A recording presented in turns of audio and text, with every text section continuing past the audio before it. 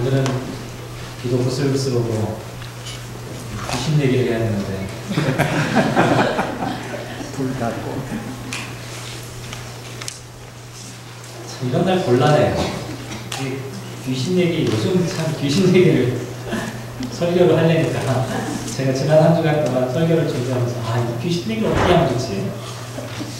이게 뭐 남양 특집도 아니고 뭐 어떻게 하면 좋을까요? 제가 예상되는 두 가지 반응이 있습니다. 귀신 얘기를 꺼내면 턱 웃어버리시는 분. 요즘 귀신 얘기를 누가 하나요? 그죠? 귀신 얘기 안 해요. 성경에 이런 본문들 설교한 거 찾아보세요. 한번 인터넷 검색해가지고 거라사 공대귀신 쫓아내는 이야기 설교하시는 내용 한번 찾아보세요. 별로 없어요. 아니 거의 찾아보기 쉽지가 않아요. 요즘 사람들에게는 별로 반갑지 않고 흥미도 없는 그런 주제. 왜냐하면 이게 나와 크게 상관이 없다. 왜냐하면 여기 계신 분들 다 정상이잖아요. 그죠? 정상이라고 생각하시니까 이게 나하고 전혀 상관없는 그런 이야기로 생각된다. 이게 이제 첫 번째 반응입니다. 또 다른 반응은 뭐냐면 뭐 여기에는 아마 없으시리라 생각되는데 대단히 시리어스하게 생각하시는 분이 있어요. 너무 심각하게 이거를 받아들이시는 분이 있어요. 다 귀신이 있어. 그렇게 생각하시는 분들이 실제로 있어요. 그냥 교회 다니시는 분들 가운데 그렇게 이렇게 막 너무 지나치게 예민하게 이거를 받아들이시는 분. 그래서 모든 문제, 어떤 안 좋은 일이 생기기만 해도 저 어떤 귀신이 우리를 공격한 거야. 이렇게 생각해가지고 막 스트레스를 받는 그런 분들이 있어요. 크게 이렇게 두 종류의 양극단이 있다는 거죠. 저는 뭐 개인적으로 둘 다 잘못된 태도라고 개인적으로 생각을 해요. 우선은 귀신 들린 이야기가 우리와 전혀 상관없는 이야기다. 그래 목사님 여기서 설교하지 말고 어디 정신병원 가서 설교하세요. 이렇게 얘기하는 것도 사실은 좀 문제가 있어요. 왜냐하면 이 이야기가 정말 우리에게 직접적인 연관이 없는 이야기라면 이렇게 기록할 이유가 없거든요. 오늘 우리에게도 꼭 필요한 이야기예요. 그런데 그렇다고 이 이야기가 저와 여러분의 모든 삶을 그냥 귀신들이 막 여기에는 막 득식을 거려가지고 막 어디 없나? 등이 오싹거리고 이렇게까지 생각할 필요는 또 없어요.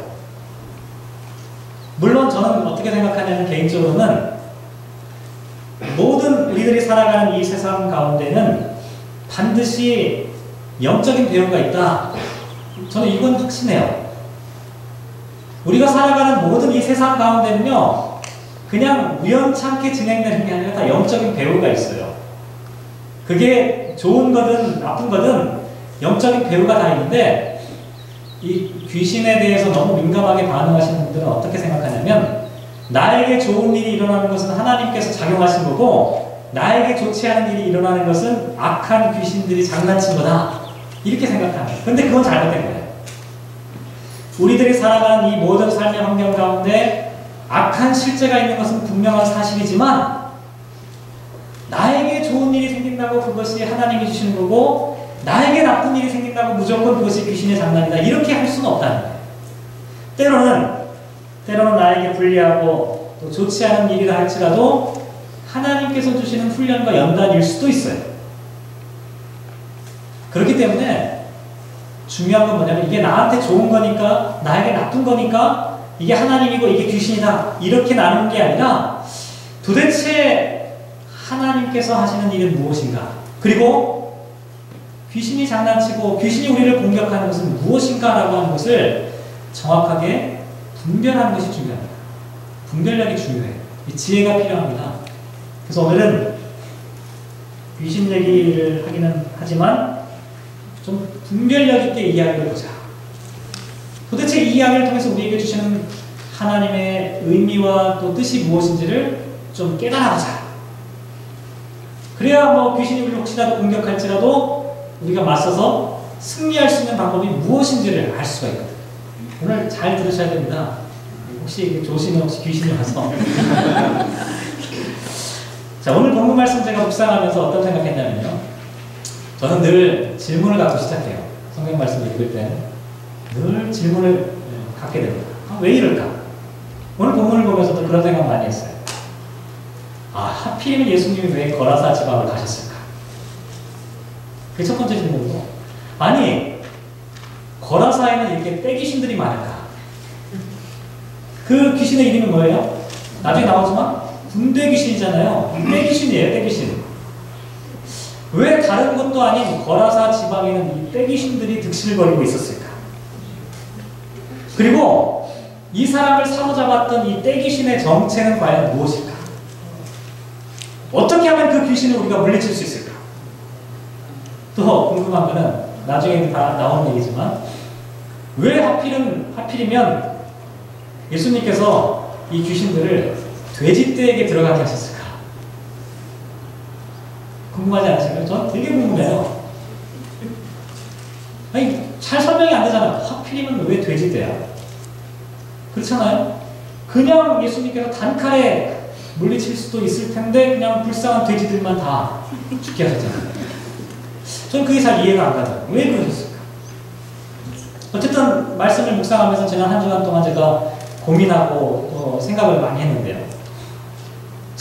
제일 첫 번째 질문은 이런 거예요. 왜 하필이면 거라사에 가셨을까? 거라사라고 하는 땅이 과연 어떤 땅이었길래 예수님은 그 땅을 가실 수밖에 없었을까?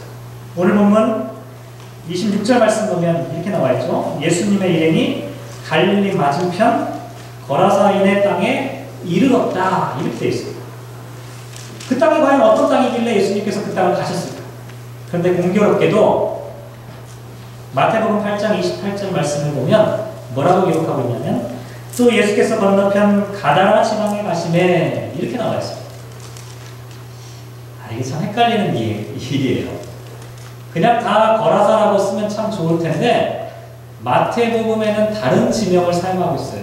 그래서 이게 다른 사건인가 이런 고민이 들 정도로 거라사라는 지명과 가다라라고 하는 지명을 지금 같이 사용하고 있다. 발음이 좀 비슷해 보이긴 하지만 전혀 다른 곳입니다.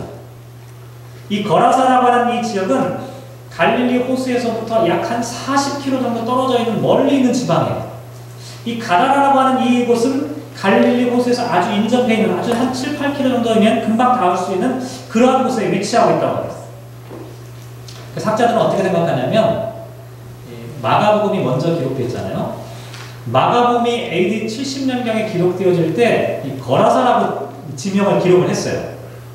근데 거기로부터 한 20, 30년 뒤에 이제 마태복음이 기록이 되는데 마태복음 기자가 기록할 때 이 본문, 마가복음의 본문을 아마 참조했을 텐데 이 본문을 탁 보면서 예수님께서 갈릴리 호숫가에서 금방 가셨을 텐데 40km면 이 가기가 멀거든요. 이게 금방 갔다가 올 수 있는 거리가 아니에요. 그럼 뭔가가 좀 착오가 있나 보다. 그래서 아마 마태는 이 거라사라고 하는 이 지명을 더 가까이 있었던 가다라 지방으로 바꿔서 기록한 것이 아닐까 이렇게 이제 추측을 하게 됩니다. 근데 그건 뭐 아무도 알 수가 없죠. 누가 정답인지 모르겠지만 사실은 뭐 거라사가 됐든 가다라가 됐든 우리 모르잖아요. 그러니까 그건 별로 중요한 건 아니고 중요한 건 뭐냐면 이 거라사라고 하는 이곳에 뭔가 특징이 하나 있다는 거예요. 그 특징이 뭐냐면 거라사는 이방인들의 땅이었다라고 하는 사실입니다.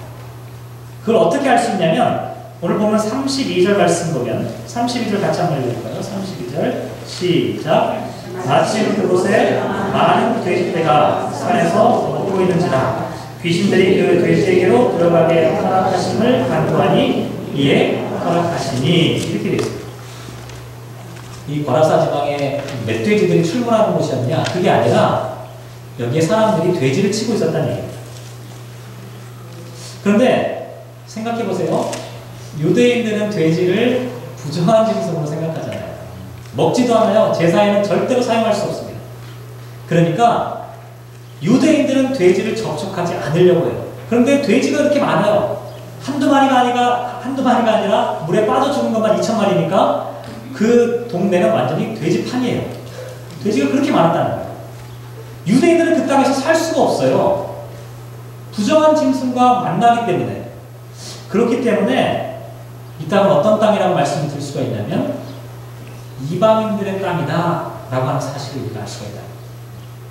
유대인들로부터 종교적인 멸시와 천대를 받고 있었던 이방인들이 집단적으로 거주하고 있는 땅이 거라사가 됐든 가다라가 됐든 하여간 그 땅이었다. 이렇게 우리가 생각을 해볼 수가 있다. 그 다음에 또 하나 생각해 볼 수 있는 것은 뭐냐면요. 이 지역은 아주 독특한 곳이었는데 어떤 의미로 독특한 곳이었냐면 로마의 군대가 주둔하고 있던 곳이었어요. 로마의 식민지 지배의 통치를 직접적으로 받고 있는 그와 같은 곳이었다는 거예요. 이걸 어떻게 알 수 있냐면 오늘 보면 30절 말씀 보면 이런 말씀이 기록되어 있어요. 30절 같이 읽어볼게요. 시작. 예수께서 내 이름이 무엇이냐 물으신즉 이르되 군대라 하니 이는 많은 귀신이 들렸습니다. 이렇게 대답하고 있어요. 군대. 저는 처음에 이 본문 묵상하면서 그런 생각했어요. 아니 예수님께서 야 니는 뭐야? 그러니까 나는 군대다. 이 군대라는 말은요, 이 헬라어 레기온이라고 하는 단어인데, 우리나라 군대의 재편을 보면, 뭐, 소대, 중대, 뭐죠? 대대, 연대, 사단 이렇게 있잖아요. 그 중에서 연대와 사단 중간에 여단 정도가 있어요. 제가 여단 출신인데, 뭐 특별한 게 아니라, 하여간 숫자가 그래요. 한 4,000명에서 6,000명 정도의, 4,000명에서 한 5, 6,000 정도 되는 그 정도의 병력을 유지하고 있는 규모를 이 로마의 군대 편제 가운데 레기온이라고 하는 이 단어 가운데로 설명하고 있었어요. 그러니까 예수님께서 야, 니는 뭐야? 그러니까 나 여단이야, 여단급이야. 이렇게 대답하면 전 처음에 이 말씀 묵상하면서 야, 이게 좀 귀신이 반항하는 건가? 아니면 숫자로 예수님과 함께 한번 맞짱을 뜨겠다는 건가? 좀 그런 식의 어떤 생각을 한번 해보게 되었어요. 그런데 곰곰이 고민해보니까요. 귀신은요. 귀신이잖아요. 그러니까 귀신은 예수님이 누군지를 알잖아요. 예수님 앞에 아무리 숫자가 많아도 상대가 안 된다는 것을 사람들은 잘 모르지만 귀신은 알잖아요. 그러니까 만약에 그걸 몰랐다면 이건 귀신이 아니에요. 제가 생각해보기에 알았을 거라는 생각이 들어요. 오히려 숫자로는 절대로 예수님 앞에 굴복시킬 수 없다라고 하는 사실을 알고 있었다. 그래서 31절에 보면 귀신이 뭐라고 얘기하냐면 무적행으로 들어가라 하지 마시기를 간구하였다. 이렇게 나왔어요. 그러니까 이 귀신이 예수님 앞에 맞짱을 뜨겠다는 의도로 얘기한 게 아니라 이 군대라고 하는 이 단어를 사용했다는 것은 뭐냐면 이 거라사라고 하는 이 지역을 표현해주고 있다. 이렇게 이해를 해볼 수가 있다. 거라사 지방이 어떤 곳이냐? 이방인들이 살아가는 곳이면서 동시에 로마의 주둔군에 의해서 고통을 당하고 있는 곳이다라고 하는 것을 간접적으로 표현하는 방식이 레기온이라고 하는 단어를 통해서 우리가 알 수 있는 힌트라고 합니다. 그런 맥락에서 좀 설명을 더 해드리면 28절 말씀에 보면 귀신이 반항하는 장면이 나오죠. 28절 같이 한번 읽어볼까요? 시작. 예수를 보고 부르짖으며 그 앞에 엎드려 큰 소리로 불러 이르되 지극히 높으신 하나님의 아들 예수여 당신이 나와 무슨 상관이 있나이까 당신께 구하노니 나를 괴롭게 하지 마옵소서 하니. 예수님을 향해 뭐라고 얘기하냐면 당신이 나와 무슨 상관이 있습니까? 이렇게 얘기해요.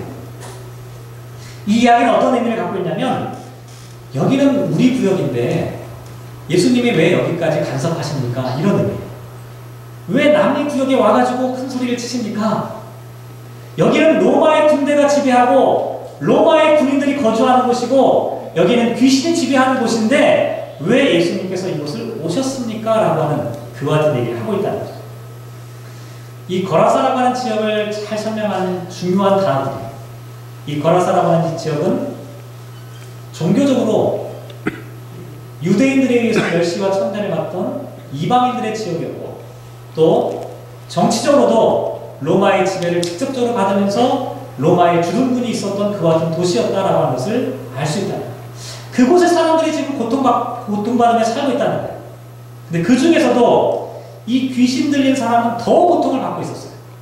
어떤 고통을 받고 있었냐면 27절 말씀 볼까요? 27절 같이 읽겠습니다. 시작. 예수께서 육지에 내리심에 그 도시 사람으로서 귀신 들린 자 하나가 예수를 만나니 그 사람은 오래 옷을 입지 아니하며 집에 거하지도 아니하고 무덤 사이에 거하는 자라. 이 사람이 어디 출신이에요? 원래? 도시 사람이에요. 도회지 사람이에요.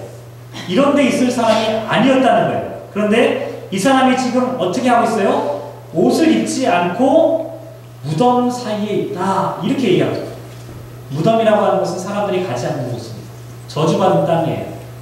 무슨 얘기냐면 이 사람은 거라사 사람들 가운데서도 무덤 가운데 살 수밖에 없었던 거라사 사람들로부터도 소외되어진 그와 같은 사람이라고 하는 것을 지금 말씀하고 있다는 거죠. 정리해보면요. 예수님께서 누구를 찾아가세요? 거라사 지방을 가셨어요. 왜 가셨을까요? 누가복음에 보면 이방인 지역을 간 곳은 이 거라사밖에 나와 있지 않아요. 이방인의 땅에 찾아가신 거예요. 종교적으로 멸시받고 있는 사람들을 찾아가신 거예요. 정치적으로 힘든 사람들을 찾아가신 거예요. 로마의 주둔군 아래서 신음하고 있던 사람들을 찾아가신 거예요. 그 중에서도 어떤 사람이었냐면 귀신 들린 이 사람은 사람들로부터도 함께 어울리지 못하는 그런 사람이었다. 예수님은 저 멀리서 사람들의 눈에는 보이지도 않지만 예수님의 눈에는 그 사람이 보였던 거예요.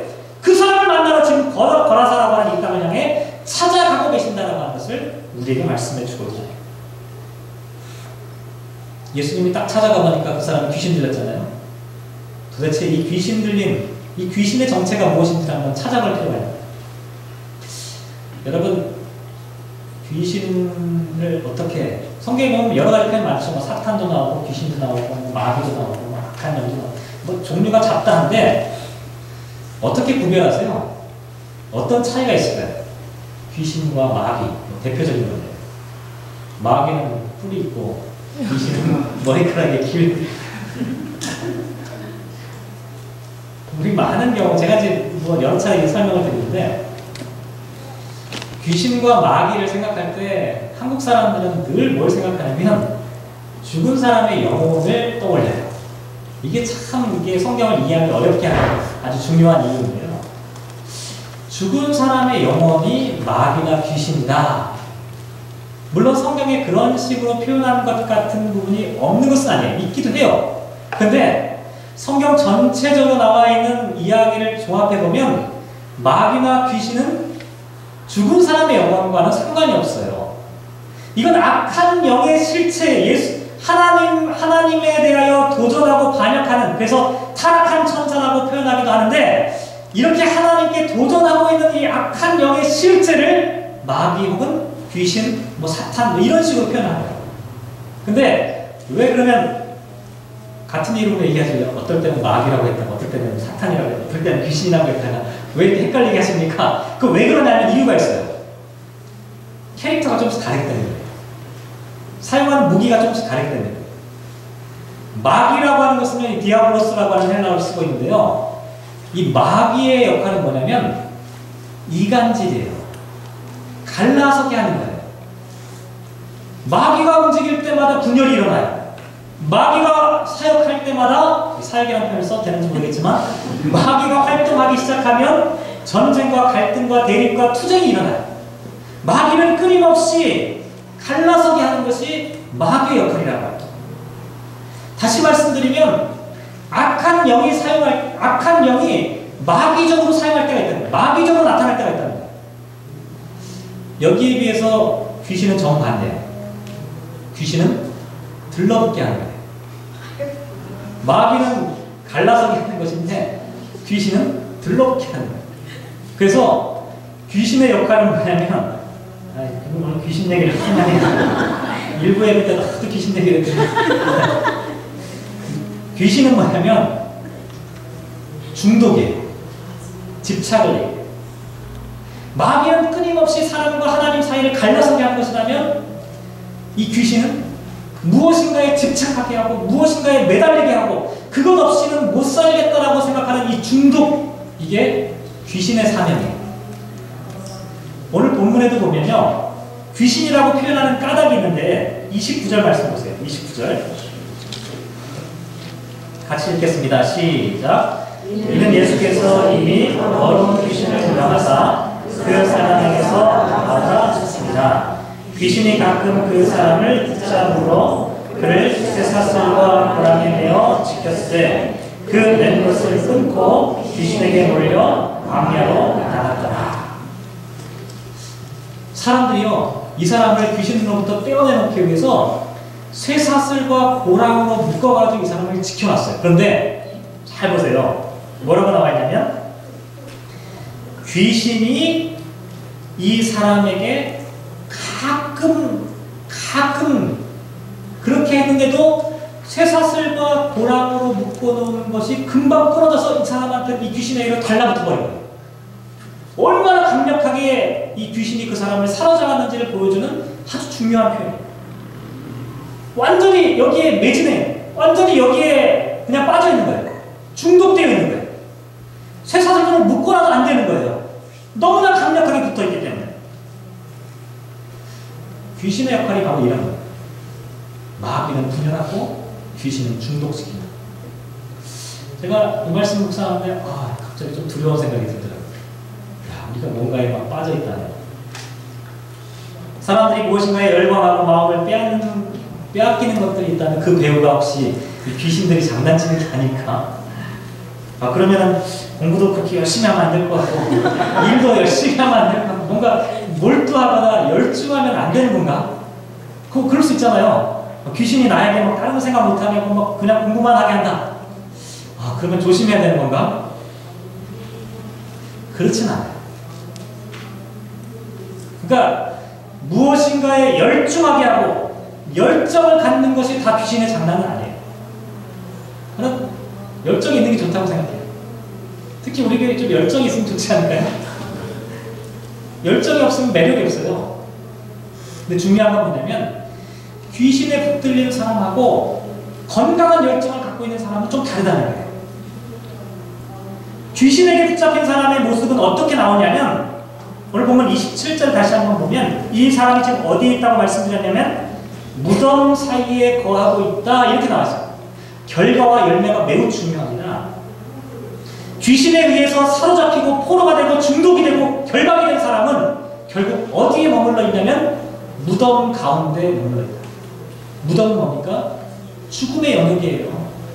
죽음의 영향력이에요. 다시 말씀드리면 무엇인가 열심히 해요. 열정적으로 무엇인가를 하는데 그 삶의 결국이 죽음의 영향력, 죽음의 길로 가고 있다면 그것은 분명히 귀신의 장난이라고 합니다. 귀신에 묶여있는 그 결정적인 증거가 바로 여기에 있다는 거예요. 결국 어떤 사람이요, 공부를 열심히 하지만 하나님이 주신 소명과 비전을 갖고 열심히 해서 그 공부를 통해서 사람들을 살려내고 사람들을 일으켜 세운다면 그것은 하나님이 주시는 거예요. 그런데 어떤 사람이 공부를 열심히 하지만 일을 열심히 하지만 그 결국과 그 열매가 사망과 죽음과 무덤 사이에 거하는 것이라면 그건 한번 생각해 볼 필요가 있다는 거죠. 그것은 귀신에 붙잡혀 있다.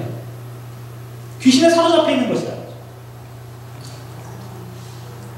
오늘 성경에서 말씀하고 있는 귀신의 정체가 사실 이런 겁니다. 무엇인가에 들러붙게 하는데 무엇인가에 중독되게 만드는데 그것이 어디로 이끄느냐? 죽음과 사망의 길로 이끈다는 것이죠. 어떻게 하면 이 귀신으로부터 우리가 자유케 될 수 있을까? 어떻게 하면 우리가 귀신과 맞서서 승리할 수 있을까? 우선 예수님이 어떻게 하셨나 한번 보죠. 29절 말씀 보시면 예수님께서 어떻게 하셨냐면 더러운 귀신을 명하사 그 사람에게서 나오라 이렇게 말씀하셨어요. 더러운 귀신아 물러가라. 영화에 보면 그런 얘기 많이 그러죠. 이렇게 하면 귀신이 어떻게 해요? 물러갈까요? 영화를 너무 많이 보셔서 그래요. 안 물러간다니까요. 귀신을 너무 수준 낮게 생각하시니까 그래요. 귀신은요, 귀신이에요. 그냥 예수님의 이름으로 물러가라 하고 그냥 십자가 목걸이 탁 내밀고 마늘 냄새 나면 막 도망가는 그런 존재가 아니라는 거예요. 그렇게 쉽게 할 수 있으면 왜 귀신으로부터 우리를 지켜내는 게 왜 어렵겠어요?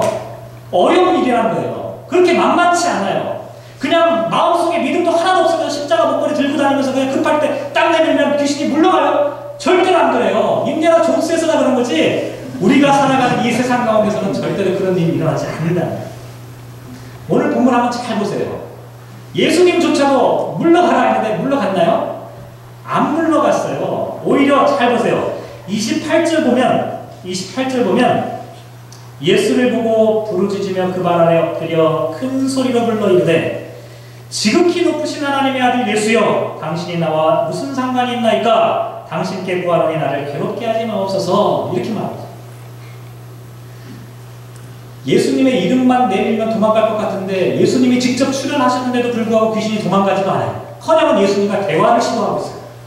심지어는 예수님을 향해 뭐라고 얘기하냐면 높으신 하나님의 아들 예수도. 이게 왜 놀라운 일이냐면요, 누가복음의 이야기를 전체적으로 놓고 봤을 때 예수님의 제자들조차도, 예수님을 함께 섬기고 따라갔던 제자들조차도 가장 먼저 예수님에 대해서 신앙을 고백하는 데가 어디에 나오냐면 9장에 나와요. 오늘 지금 우리는 어디에요?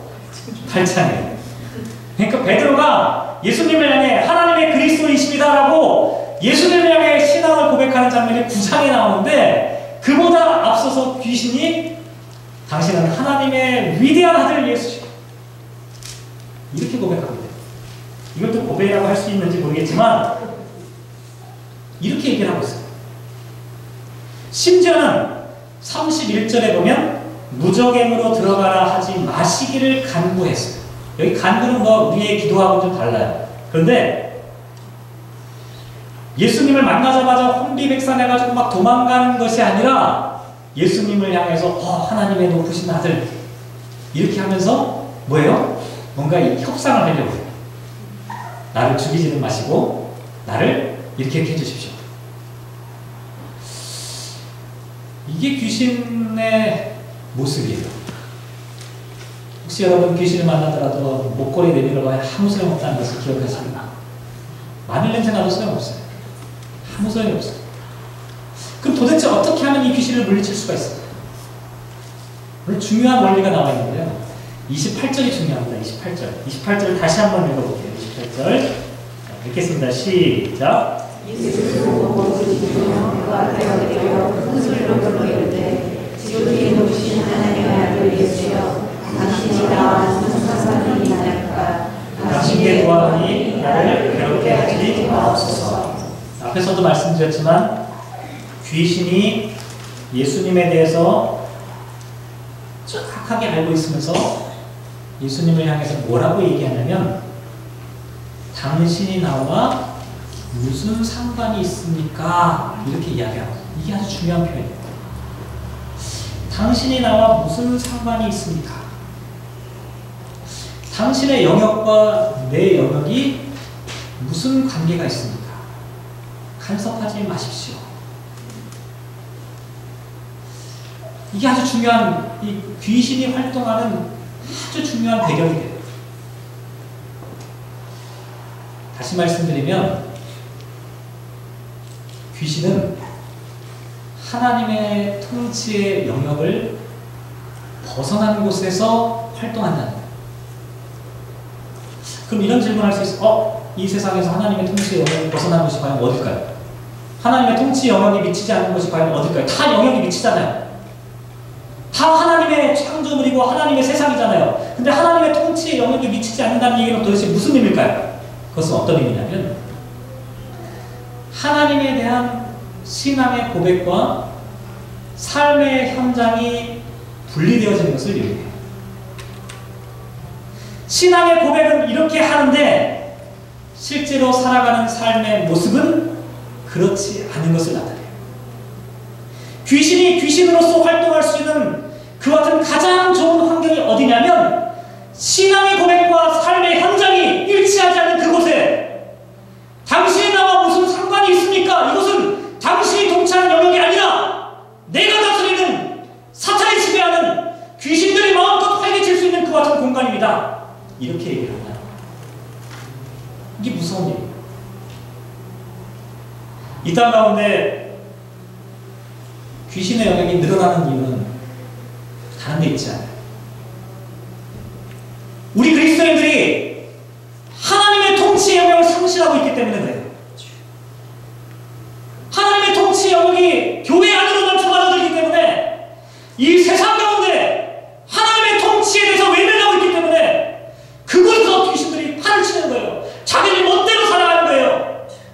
하나님의 이름과 하나님의 뜻과는 상관없이 하나님의 질서를 외면하면서 살아가는 것이 귀신의 장난들이에요. 남의 문제가 아니에요. 바로 우리들의 문제다. 우리들이 하나님의 통치 영역을 잃어버렸기 때문에 생기는 현상이라고 합니다.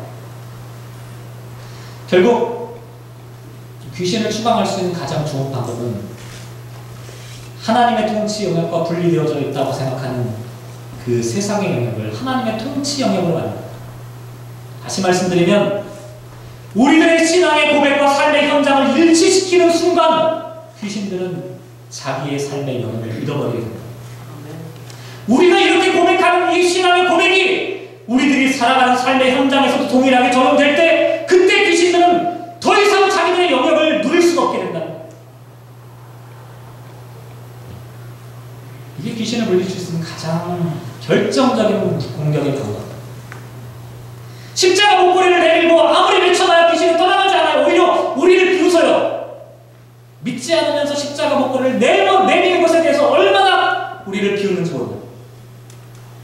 진정으로 귀신을 대적하고 물리치려면 우리들이 살아가는 이 세상 가운데 우리들이 고백하고 있는 이 신앙이 그대로 적용되어질 때 귀신은 꼼짝하지 못한다.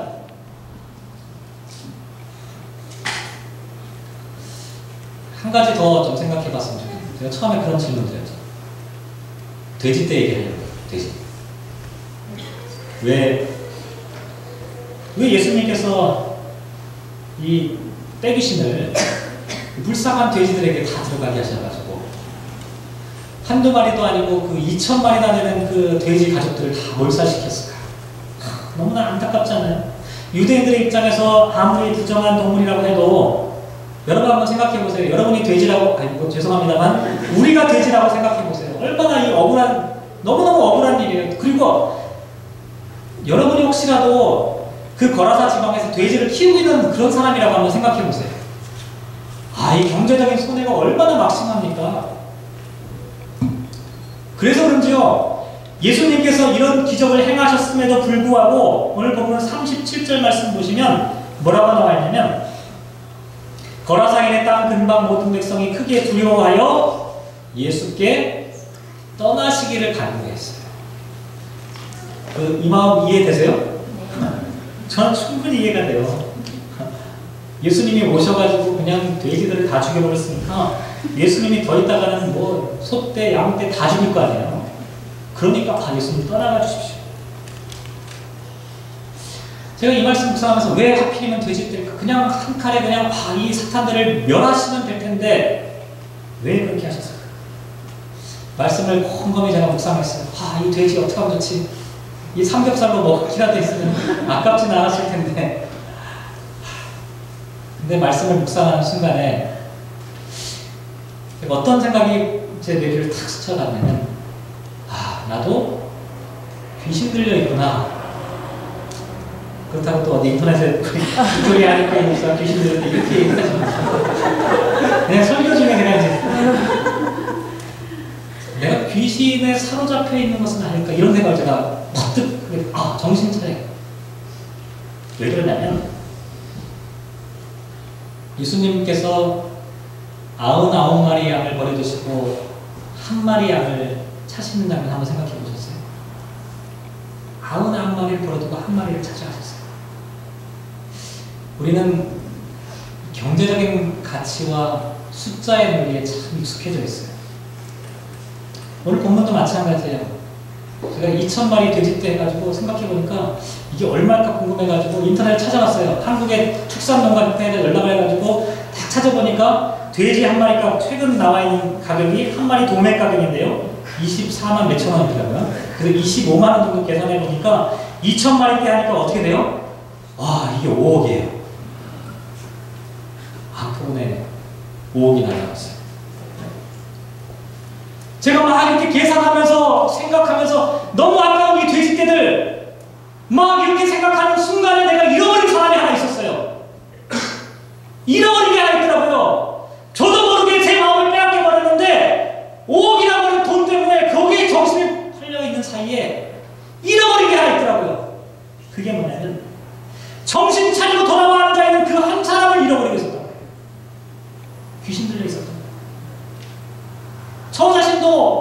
저도 모르는 사이에 예수님이 왜 이 아까운 돼지떼들을 몰살시켰을까라고 하는 것을 생각하면서 여기에 가치를 두기 시작하면서 정작 예수님께서 중요하게 생각했던 그 한 사람을 잃어버리기 시작합니다.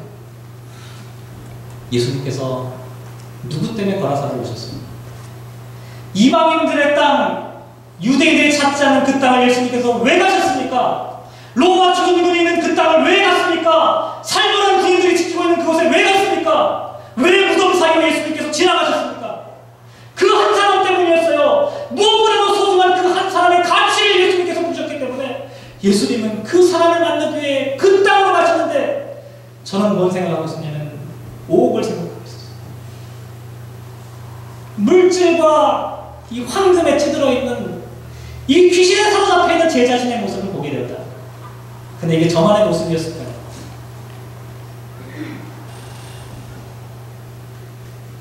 주님의 마음이 과연 무엇일까요? 생각해봤어요. 우리가 귀신에 사로잡혀 있구나. 아, 이 세상 참 귀신들의 공격 앞에 우리가 속수무책으로 당할 때가 너무나 많아요. 우리가 여기에서 맞서 싸워야 될 텐데, 이겨내야 될 텐데, 주님의 마음이 무엇인지를 봐야 될 텐데, 그 한 사람을 찾아가기 위해 예수님께서 걸어가셨던 그 길을 우리가 잊고 있고, 우리의 정신을 무엇인가에 빼앗기고 있고, 이 시대 가운데 우리는 가장 소중한 가치가 무엇인지를 잃어버리고 있는 것은 아닙니다.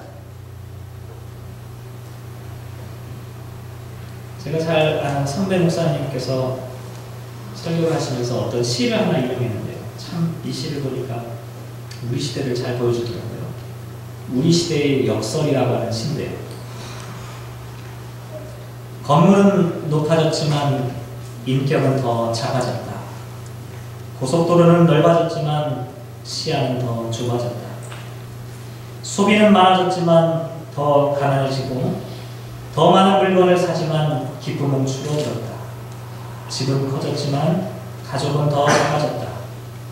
더 편리해졌지만 시간은 더 없다. 학력은 높아졌지만 상식은 부족하고 지식은 많아졌지만 판단력은 모자란다.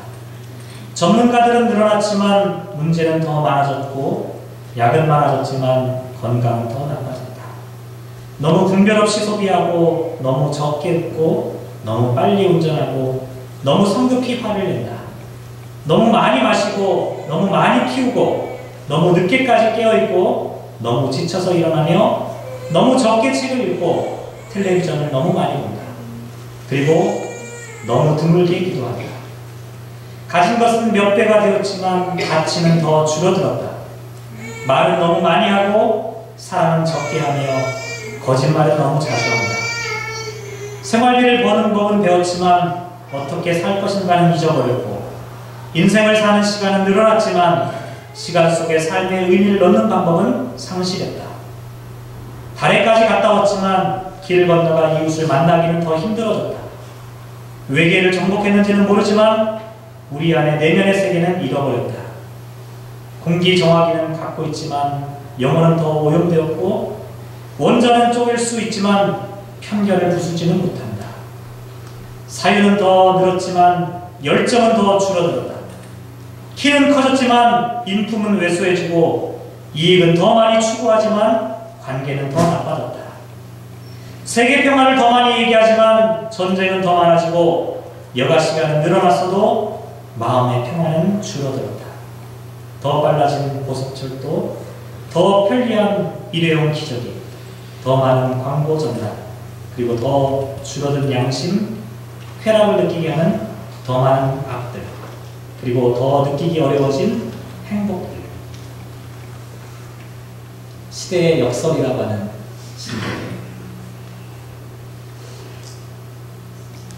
우리들의 시대, 쇠사슬과 고랑으로도 붙잡아둘 수 없을 정도로 무엇인가에 강력하게 사로잡혀 있는 시대가 바로 우리들의 시대입니다. 성경에서 이것을 귀신이라고 표현하고 있지만 여기로부터 어떻게 우리가 자유케 될 수 있을까요? 방법은 단 하나입니다. 주님께서 그 사람을 보시고 찾아오셨던 것처럼 우리에게도 찾아오셔야 합니다. 저와 여러분을 불쌍히 여기시고 찾아오시는 주님의 발걸음. 주님께서 저와 여러분을 그렇게 찾아오셨으면 좋겠습니다. 거기에 매달려 살아가는 불쌍한 걸어서 있는 그 한 사람을 바라보시고 오셨던 것처럼 저와 여러분을 바라보시면서 지금 달려오셨으면 좋겠습니다. 그리고 또 하나 잊지 말아야 할 것은 우리들의 삶 가운데 귀신들이 마음 놓고 활보할 수 있는 그 같은 삶의 영역들을 제거하기 위해 오늘 서신서의 말씀, 성서일과 중에 서신서의 말씀이 갈라디아서 3장인데요. 거기 보면 이런 말씀이 있습니다. 너희가 다 믿음으로 말미암아 그리스도 예수 안에서 하나님의 아들이 되었으니 누구든지 그리스도와 합하기 위하여 세례를 받은 자는 그리스도로 못 입었느니라. 우리의 신앙의 고백과 삶의 영역이 그리스도와 합하여 하나가 되어야 합니다. 신앙과 삶이 하나가 되고 우리의 모든 영역이 하나님께서 통치하신 영역이 되어야 합니다. 그리스도로 옷을 입어야 합니다. 그리스도로 말을 해야 합니다. 그리스도로 걸어가야 합니다. 그리스도로 살아가야 합니다. 우리가 이렇게 우리의 삶의 영역 가운데 그리스도로 살아갈 때 귀신들이 우리의 삶을 공격하거나 침범할 수 없게 될 것이죠. 사랑하는 성도 여러분, 이 한 주간 동안 우리 주님 찾아오셔서 얽매여 있는 우리를 해방시켜 주셨으면 참 좋겠고, 또한 우리의 삶의 영역 가운데 그리스도가 고백되어지고 그렇게 살아나는 그런 역사가 있기를 주님의 이름으로 기원합니다. 기도하겠습니다.